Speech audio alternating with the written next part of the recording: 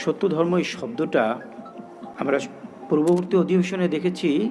সত্য ধর্ম কাকে বলে সেখানে কতিপয় লাইন লেখা আছে এবং সেইখানে কেবলমাত্র কিন্তু সত্য শব্দটাকে ব্যাখ্যা করা হয়েছে, ধর্ম শব্দটার ব্যাখ্যা কিন্তু সেখানে নাই।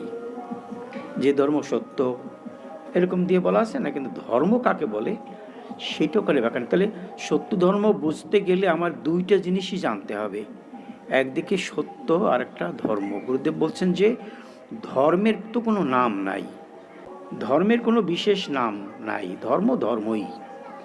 তবে সিদ্ধ প্রচারকেরা তারা যে ধর্ম প্রচার করেছেন সেই ধর্মের সাথে একটা বিশেষণ তারা ব্যবহার করতে চেয়েছেন এবং তিনি মনে করেছেন যে যে বিশেষণটা সবচেয়ে ব্যাপক সেই বিশেষণটা লাগানো দরকার এবং সেই জন্যই এই সত্য শব্দটাকে ব্যবহার